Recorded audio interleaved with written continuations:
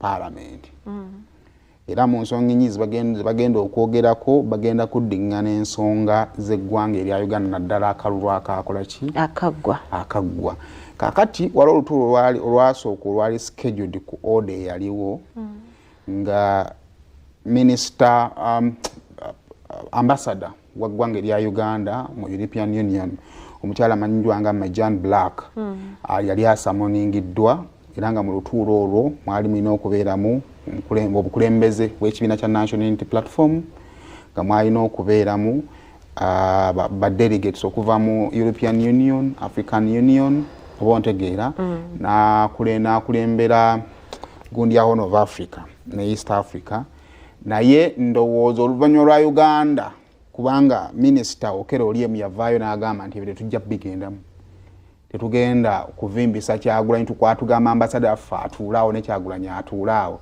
fatandika okuwozesa omuntu waffe tujja bigendamu be bamanyi bakole bikibakola kibaagala then ne batereezaamu kakati eno ye order empya ogenda ba ordinary meeting nakuzomezi nga 23 February rugenda kubeera lwa Monday lwaleero saa zigenda kubeera wakati we10 ne 11 n'ekitundu ntegedde bulungi kakati abagenda okubeerayo delegation yegenda kubeerayo will hold an ordinary meeting in Brussels otegedde and the main agenda point will be exchange of views on the political situation in Uganda, specifically on the conduct of the 2026 elections and the post-election situation, with the following invited speakers: Mr. Robert Kyagulanyi Ssentamu, lead of the National Unity Platform, main opposition party in Uganda, remote connection kitegeeza agenda kusigala ku mutimbagano.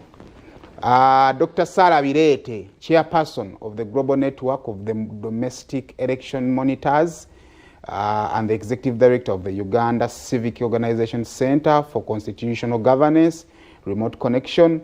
Mr. Jones, head of division EEC Africa, Horn of Africa. So wano badelegates bavuddeko ne ambassador bamugjeeko oluvannyuma lwa mukamawo okugamba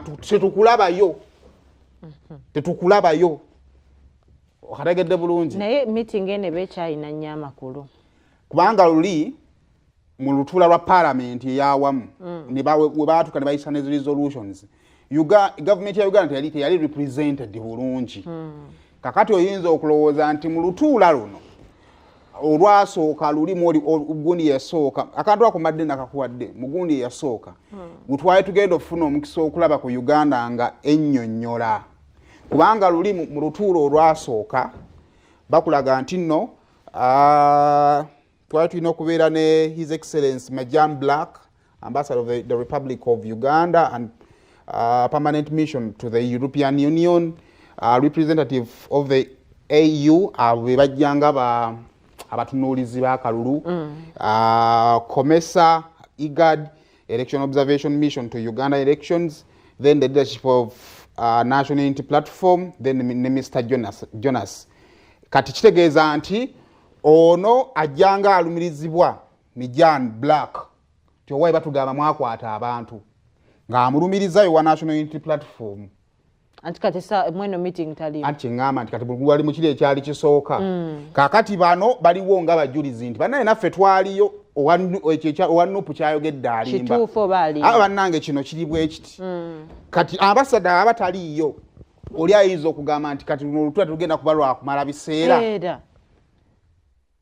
Butuufu tulabira ddala nga byaku just kwejjako. Kale ebyo nno mubirinde tulabe ate kigenda okuba nga kibeera side zeeyo. Okay, kale. Okay, mbye tulina side eno Uganda Airlines eri mu kati abagako kubeera nti yinza okuggalawo kuba